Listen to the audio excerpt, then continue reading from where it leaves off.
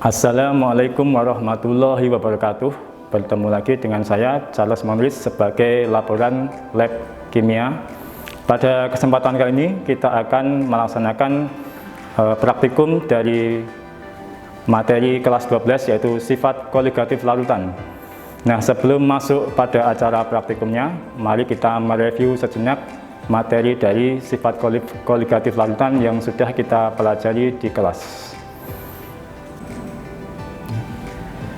Nah, sifat koligatif larutan adalah sifat dari suatu larutan yang dipengaruhi oleh konsentrasi dari zat terlarutnya dan tidak dipengaruhi oleh jenis zatnya. Jadi jenis zatnya tidak akan mempengaruhi dari koligatif larutannya. Berbeda zat, akan tetapi kalau konsentrasinya sama, maka bisa jadi sifat koligatif larutannya sama kuatnya. Dan kemudian terbagi lagi menjadi dua jenis, yaitu untuk larutan elektrolit dan non-elektrolit. Di mana untuk larutan elektrolit nanti akan mengikuti hukum Van Hoff. Nah, jadi antara larutan non-elektrolit dan elektrolit akan berbeda nanti sifat koligatif larutannya. Untuk gambarannya seperti di sini. Misalkan ada sebuah larutan A dan larutan B, di mana jenis larutannya berbeda A dan B, akan tetapi keduanya memiliki konsentrasi yang sama dengan elektrolitas yang sama pula. Maka sifat koligatif larutannya bisa jadi keduanya sama. Nah, asalkan konsentrasinya sama dan elektrolitasnya juga sama. Tetapi pada kasus 2 ada larutan A dan larutan A, jenisnya sama, tetapi konsentrasinya berbeda, maka sifat koligatif larutannya tidak akan sama karena konsentrasinya berbeda. Karena pengertian awalnya tadi, sifat koligatif larutan hanya akan dipengaruhi oleh konsentrasinya. Nah, jenis zat tidak mempengaruhi, hanya konsentrasi yang akan mempengaruhi kuat lemahnya sifat koligatif larutan dari larutan tersebut. Kemudian apa saja sifat yang akan terpengaruh oleh kekoligatifan suatu larutan? Nah, ada 4 sifat. Yang pertama, penurunan tekanan uap, kenaikan titik didih, penurunan titik beku, dan yang terakhir tekanan osmotik. Nah, pada kesempatan praktikum kali ini yang akan kita amati adalah sifat penurunan titik beku. Ya, dengan menggunakan zat NaCl dan urea. Untuk selanjutnya, mari kita akan bahas lebih lanjut pada acara praktikum.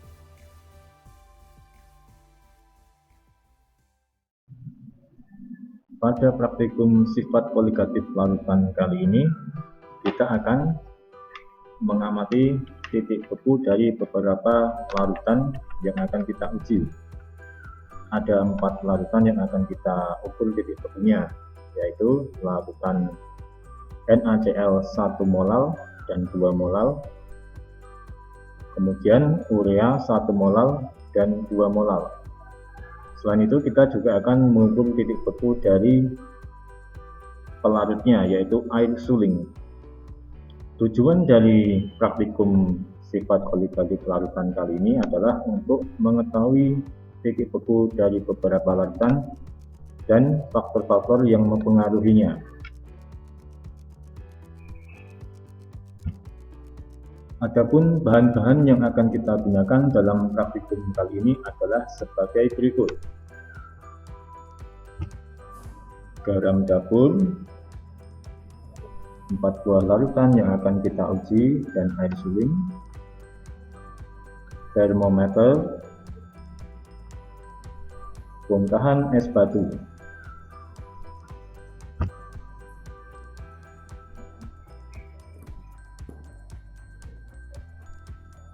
Cara kerja dari praktikum kali ini, kita masukkan bongkahan es batu ke dalam gelas kimia 500 ml sebanyak 3/4-nya. Kemudian kita taburi dengan garam dapur sebanyak 4 sendok makan.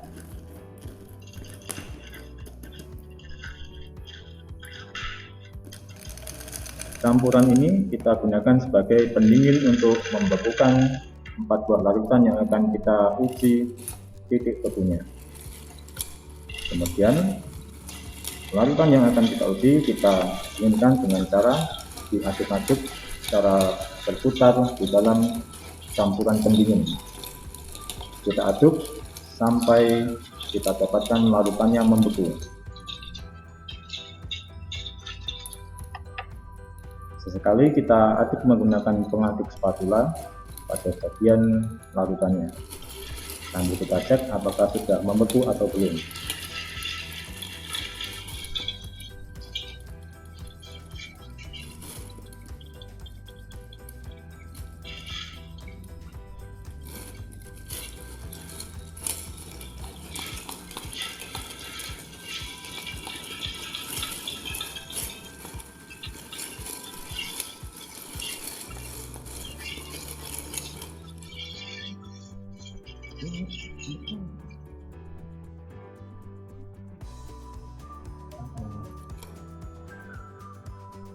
Kita dapatkan larutan sudah membeku.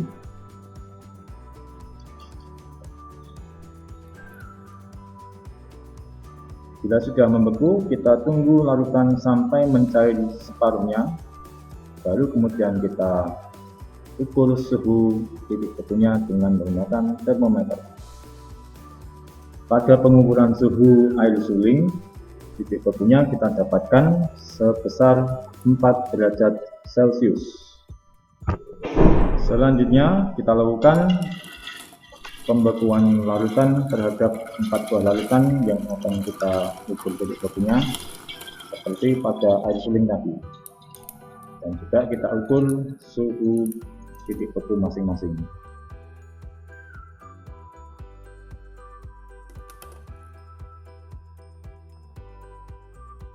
NaCl sudah membeku separuh.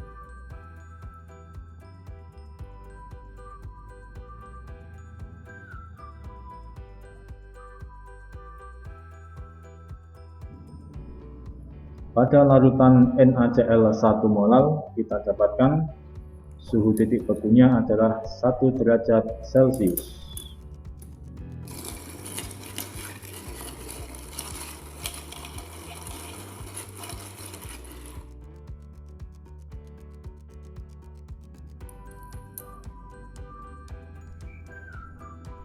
Pada pengukuran suhu NaCl 2 molal kita dapatkan suhu titik bekunya sebesar -3 derajat Celcius.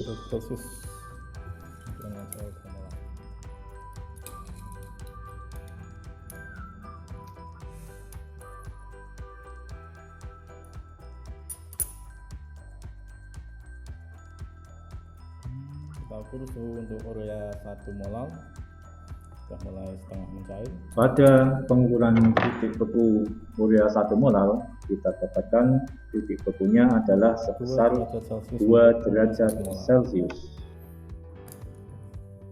Urea 2 molal.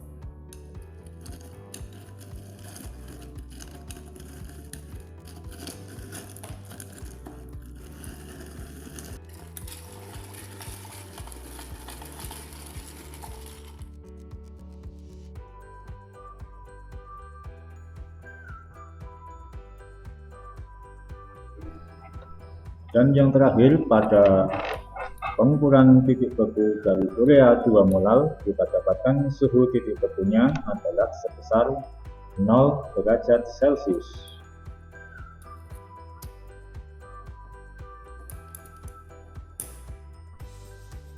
Setelah kita dapatkan titik beku dari air suling dan 4 larutan yang kita uji, kemudian kita hitung besaran penurunan titik beku dari masing-masing larutan yang kita uji. Pada NaCl 1 molal kita dapatkan delta TR-nya atau penurunan titik bekunya adalah sebesar 3 derajat Celcius. Kita dapatkan dari pengurangan titik beku air suling dikurangi dengan titik beku NaCl 1 molal. Dan untuk NaCl 2 molal kita dapatkan penurunan titik beku sebesar 7 derajat. Untuk urea 1 molal sebesar 2 derajat dan urea 2 molal sebesar 4 derajat. Dapat kita lihat bahwa penurunan titik beku terbesar dialami oleh NaCl 2 molal, yaitu sebesar 7 derajat dari 4 derajat Celcius saat air suling, kemudian menjadi -3 dengan penambahan NaCl sebanyak 2 molal. Kemudian penurunan titik beku terbesar berikutnya adalah urea 2 molal, yaitu turun sebanyak 4 derajat, diikuti dengan NaCl 1 molal sebanyak 3 derajat, dan yang terakhir urea 1 molal sebanyak 2 derajat.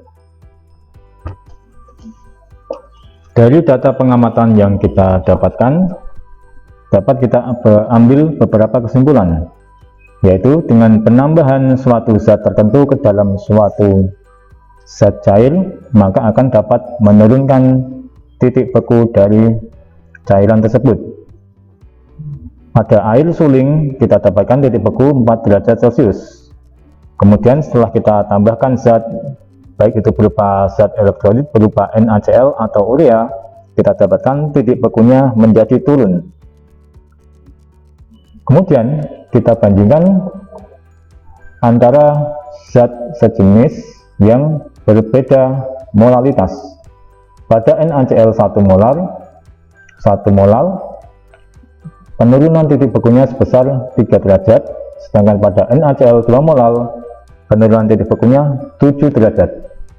Kita dapat lihat NaCl 2 molal memiliki penurunan titik beku yang lebih besar. Begitu juga pada urea 1 molal dengan 2 molal, kita dapatkan penurunan titik beku yang terbesar adalah pada konsentrasi urea 2 molal. Kemudian mari kita bandingkan pada larutan dengan molalitas yang sama tetapi berbeda jenis, di mana pada zat NaCl yaitu berupa elektrolit dan urea non-elektrolit. Pada NaCl 1 molal kita dapatkan penurunan titik beku sebesar 3 derajat, dan pada urea 1 molal yaitu sebesar 2 derajat. Maka dapat kita lihat bahwa penurunan titik bekunya lebih besar pada NaCl 1 molal. Begitu juga pada konsentrasi 2 molal, kita dapatkan penurunan titik beku NaCl yaitu lebih besar daripada urea. Maka dapat kita ambil kesimpulan bahwa penurunan titik beku zat elektrolit lebih besar daripada yang non-elektrolit pada konsentrasi yang sama.